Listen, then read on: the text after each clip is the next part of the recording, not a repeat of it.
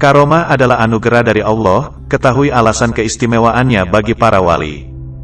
Pemeluk agama Islam tentu sudah tidak asing lagi dengan anugerah Allah, baik yang tertuang dalam kitab suci Al-Quran, riwayat kisah para wali Allah, serta kejadian luar biasa dialami manusia. Semua itu terbagi menjadi 4 macam, diantaranya mukjizat, karomah, maunah, dan irhas. Seperti diketahui, mukjizat dan irhas atas kehendak Allah untuk para nabi terdahulu, sedangkan karomah adalah anugerah untuk para wali.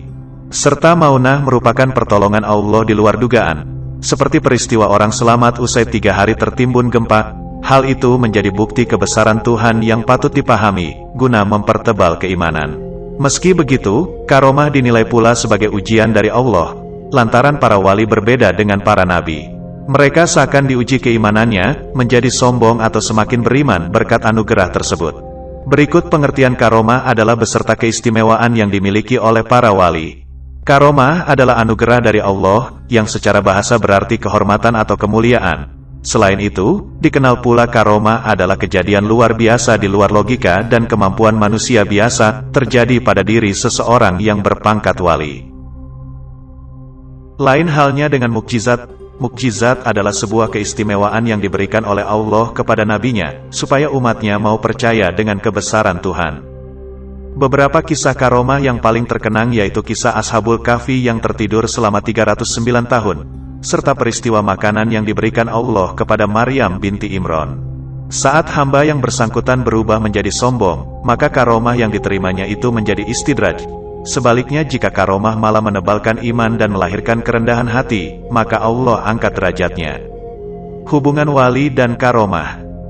Syekh Muhammad Soleh bin Umar As-Samarani atau Mbah Soleh Darat, membahas dasar tentang pemahaman wali dan karomah, dikutip dari sumber Syarh Nazam Jauhar Al-Tauhid Syekh Ibrahim Al-Lakani. Menurutnya, wali termasuk seorang arif billah. Sekedar derajat dengan menjalankan secara sungguh-sungguh taat kepada Allah dan menjauhi maksiat. Maksudnya, para wali menjauhi segala macam kemaksiatan bersamaan dengan itu mereka selalu bertaubat kepada Allah. Karena wali itu belum termasuk kategori masum atau terjaga seperti nabi, maka wali belum bisa meninggalkan maksiat secara penuh, karenanya mereka disebut waliullah atau wali Allah. Alasan para wali dikaruniai karomah. Dilansir dari Nu Online yang membahas tentang kisah-kisah mukjizat yang diterangkan dalam Al-Quran, serta menyinggung lahirnya karomah-karomah atau keistimewaan yang dimiliki oleh para wali, sebagai bentuk pembuktian kebesaran Allah. Munculnya karomah di tangan ulama besar dan para wali, seperti kisah Syekh Abdul Qadir Jailani. Ia mengangkat kepercayaan umat supaya lebih tebal imannya terhadap Allah. Kala itu, ia yang dikisahkan oleh Maulana Habib Muhammad Lutfi bin Yahya.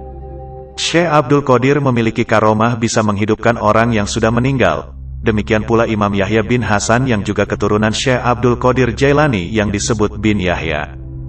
Diriwayatkan Habib Lutfi, suatu ketika rombongan berjalan dari Tarim, Hadramaut, Yaman.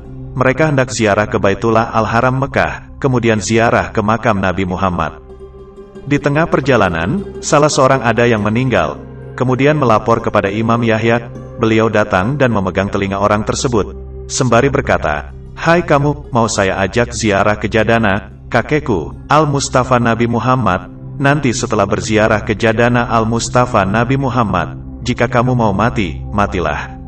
Kum bismillah, hiduplah kembali dengan izin Allah." Akhirnya orang tersebut hidup kembali, namun sesampainya di Tarim dan menyelesaikan ziarah di makam Rasulullah, orang itu meninggal. Salah satu kisah karomah wali Allah ini, menjadi bukti bahwa yang tertuang dalam Al-Quran mengenai mukjizat para nabi benar adanya. Macam-macam karomah. Sayyid Abdullah bin Alawi Al-Haddad, menjelaskan ada 2 macam karomah, yakni karomah hakiki dan karomah tak hakiki. Secara substansial keduanya berbeda. Ulama dari Hadramaut Yaman menjabarkan dalam kitab berjudul An-Nafais Al-Uluwiyah fil Masailis Sufiyah, seperti berikut. Seseorang hanya mementingkan kepentingan duniawinya dan memuaskan keinginan nafsunya, jika ia mengejar karomah tak hakiki, seperti melipat bumi, memperoleh berita-berita gaib dan sebagainya. Tetapi jika ia mencari karomah hakiki, seperti meningkatnya iman dan keyakinan, hidup di dunia dengan zuhud, dan condong pada kehidupan akhirat, dan sebagainya, maka perbuatan itu merupakan hal yang terpuji. Inilah yang harus dicari karena semua itu merupakan perkara benar dan sesuai dengan tuntutan agama. Karomah hakiki.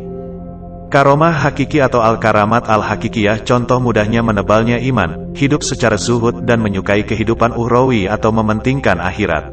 Perbuatan mulia seseorang, ia bersungguh-sungguh melakukan amalan-amalan dengan maksud meningkatkan iman, lalu memantapkan hidup dengan zuhud dan memburu manfaat ukhrawi. Karomah hakiki ialah kemampuan luar biasa yang bersifat ruhani atau ukhrawi, seperti kemampuan beribadah yang di atas rata-rata orang lain. Karomah tak hakiki.